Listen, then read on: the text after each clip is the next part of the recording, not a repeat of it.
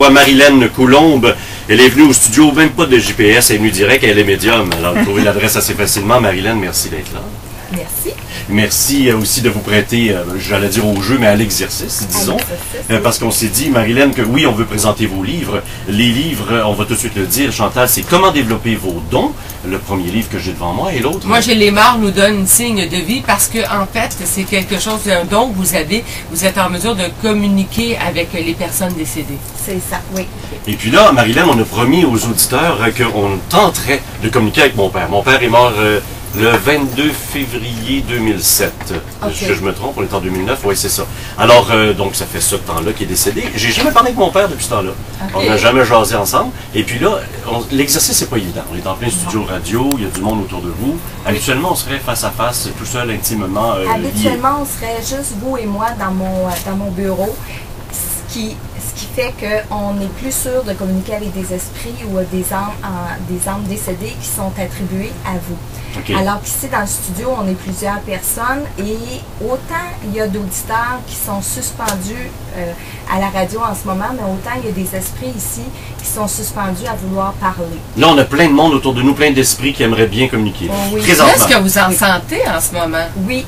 Puis c'est drôle parce que c'est André qui a apporté la montre de son père, puis je vois la photo. Oui. Puis ton père, André, il est venu me voir cette semaine parce que moi, ma relationniste m'a dit, Marilène, tu vas faire l'exercice d'entrer en contact avec le père d'André. Okay. Je connais André par les médias, parce qu'on ne s'est jamais rencontrés. On s'est jamais rencontrés. Fait que j'ai une figure, je peux associer une figure à André, ça fait un contact, j'établis un contact pour moi.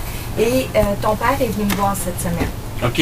Vous êtes certaine de ça? Vous avez vu apparaître la photo? Moi, je pense. Non, j'ai pas vu apparaître la photo, mais ce que je vois de la photo avec la personne qui est venue me parler, ça correspond pour moi. Parce que je peux pas le valider tant que je vous parle pas. OK.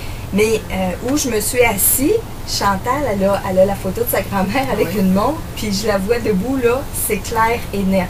Okay. La grand-mère de Chantal est ici. La grand-mère de Chantal, et celle-là aussi, je savais qu'elle serait présente aujourd'hui. OK. Commence à avoir du monde en studio, hein? Ben oui. Okay. C'est ça qui devient compliqué dans cet exercice-là en très peu de temps, parce qu'on a très peu de temps pour faire l'exercice aussi. Il y a beaucoup de pression, je suis très nerveuse d'être à la radio. Mais ça va aller, mais qu'est-ce que là, comment on peut faire pour essayer d'entrer en contact qui peut, pour l'auditeur, et puis pour certaines personnes qui peuvent être plus sceptiques face à ça, pour montrer que oui, c'est réellement le père d'André, ou moi, c'est réellement ma grand-mère. Ça va peut-être être un petit peu plus dur que ça passe à la radio. Le concrétiser. Parce que c'est une question de sentiment puis de feeling aussi. Okay. Okay? André, le message que j'ai eu cette semaine, quand j'ai cru que c'était ton père qui venait me parler, il n'arrêtait pas de dire par rapport à toi qu'il s'ennuyait de sa face de grimace. Il t'appelle comme ça pour lui. Okay. André, c'est sa face de grimace. C'est comme un compliment, ça? C'est sympathique quand même? C'est vrai. Mais, oui, je sais pas s'il m'a déjà appelé comme ça, mais je peux comprendre son humour, en tout cas. C'est son genre d'humour. Oui, parce que, puis tu vois, même je le vois là à travers la photo. Premièrement, je dois dire qu'il est bien, je dois dire qu'il est dans la lumière, de l'autre côté. Qui était très nerveux de l'exercice aussi de ce matin, je pense peut-être autant que moi. Ça devient un peu plus émotif, par exemple, parce qu'il s'ennuie énormément, puis c'était ça son message. Pour lui, il est parti trop vite. Il y avait encore d'autres choses à faire avec toi, qu'il n'a pas eu le temps. Il aurait aimé ça, là, comme deux chums, là, faire des choses ensemble. Et pour lui, il est parti trop vite. Okay. Ça, c'était son message que je devais te livrer ce matin. OK, parfait. Ça, il est bien et il s'ennuie. Et c'est ça, exactement. Et il faut oublier la face de grimace parce que ça, il me l'a répété souvent. OK. Et sa face de grimace. OK, merci pour ça.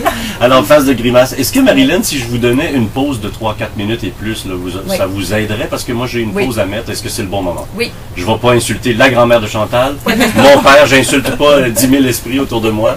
Pas du tout. OK, puis on reviendra à vos livres aussi. Oui. Et on continue à essayer de communiquer avec mon père ou la grand-mère de Chantal dans quelques minutes. Et oui. Hey, merci. Ça fait plaisir. Ma petite face vous-même. Face de grimace, Face de grimace. Ça va être mon prochain nom. On va t'appeler comme ça maintenant. Ben oui, ça vient de mon père, ça a l'air. Alors, je salue mon père et les autres, tous les esprits qui nous écoutent et les auditeurs de Tout le monde debout, restez branchés. Vous écoutez l'émission de l'art en un mot, la maisonduverseau.com, et vous aurez beaucoup de détails techniques pour suivre Marilène Coulombe qui donne des conférences Chantal.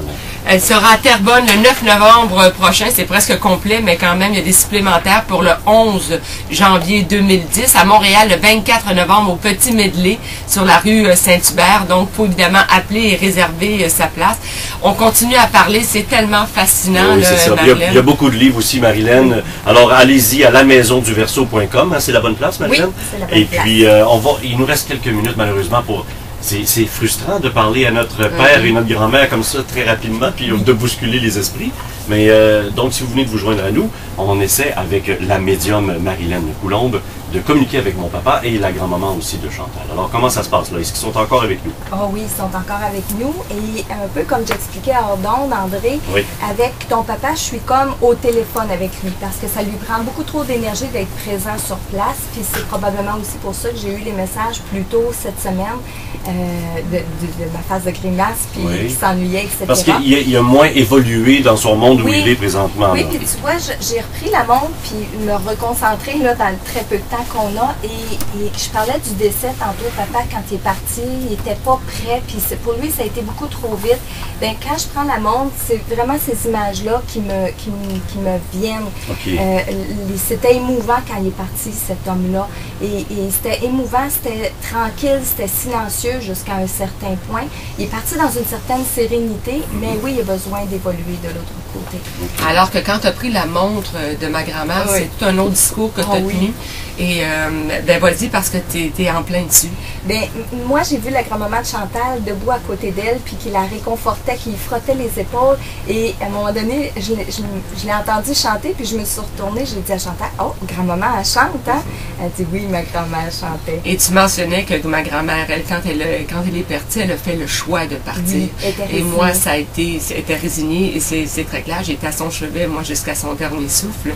Ouh, Chantal, j'ai de la misère encore.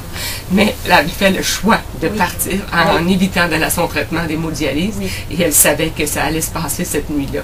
Fait que c'est quand même particulier de pouvoir, comme ça, être capable de sentir à quel moment les gens sont décédés, dans quel état d'âme ils étaient à ce moment-là, que tu puisses être capable, avec deux personnes. Tu sais, il y en a qui vont dire c'est peut-être un hasard, c'est vrai, mais ça aurait pu être autrement pour ma grand-mère. Mais je suis en train de penser aux sceptiques, Marilyn. Oui. Les gens qui nous écoutent sont dans la voiture et ils font, ben là. Tu sais, il y en a des bains là en masse. Ben oui, et je ne sais pas comment on peut attraper, de faire de la place à ces sceptiques-là. Mais quand tu dis ton père est parti bien, mais là il est timide, tu pourrais inventer, fabuler facilement des histoires à propos des individus que tu n'as jamais connus. Ah, c'est sûr, mais comment on peut inventer des émotions? Par exemple, je prends juste la grand-mère de Chantal. C'est spontané. Tu sais, je me suis juste tourné la tête, fini de parler avec Sylvie, puis j'ai entendu la grand-maman chanter, et je le dis spontané. Et pour moi, je peux pas toujours inventer toutes ces choses-là. Et c'est ce qui me fait penser, c'est ce qui me fait croire que j'ai un don et que je peux parler à ceux qui sont décédés. Mais les sceptiques, premièrement, il va toujours en avoir, et c'est correct qu'on soit sceptique, parce qu'il ne faut pas croire à tout non plus. Mais de faire les expériences, de tenter les expériences, de s'ouvrir. D'être ouvert, c'est ça que j'allais dire. Exactement. Parce qu'il y a des sceptiques qui sont sceptiques parce qu'ils ont peur. Ils ne veulent pas, hein. Ils ont peur de ce qu'on peut découvrir. Ils ont peur de se faire dire des choses. Parfois, c'est ça qui arrive aussi. Y a-t-il des esprits qu'on ne veut pas rencontrer? Y a-t-il des gens qui sont vraiment très pas bien et qui sont même à la limite dangereux? Oui. Y a-t-il des fois où toi, tu as eu peur? Que moi, j'ai eu peur, non. Mais moi, j'ai un signe distinctif quand j'ai affaire à un esprit qui n'est pas bien, de l'autre côté, qui n'est pas dans la lumière. Je viens les mains froides et les pieds froids, automatiquement. Alors, pourquoi on ne fait pas une enquête policière avec vous? Pourquoi on ne règle pas plein de cas avec vous si vous êtes aussi efficace, entre guillemets? Parce que ici, les autorités policières sont pas ouverts comme aux États-Unis à communiquer avec des médiums. Oui, mais vous ouvrez les journaux tous les matins, là, comme nous, là, vous avez sûrement des messages.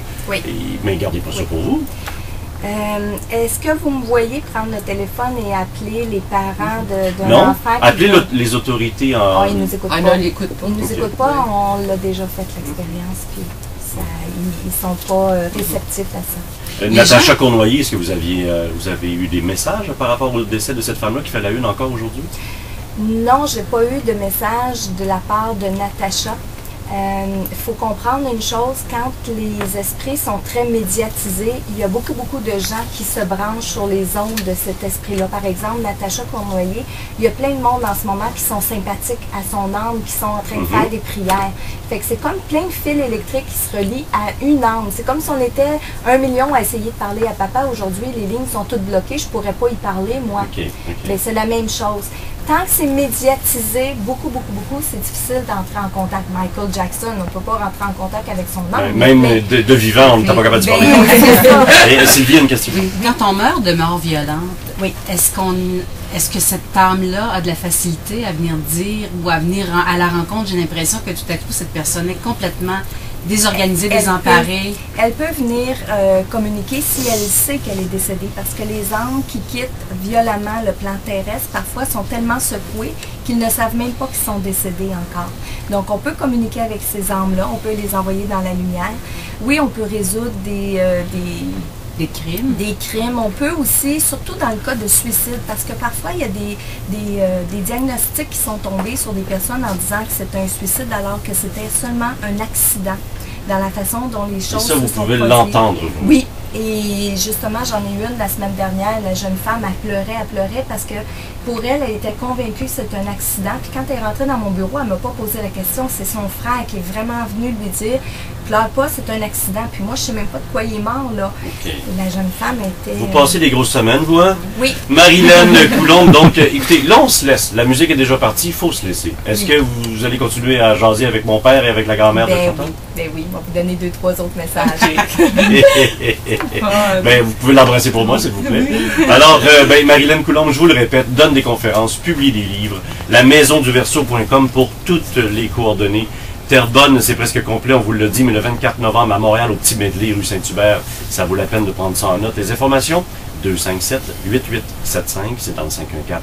Mais Marilyn, merci. Merci, c'est fascinant. On revient avec les informations.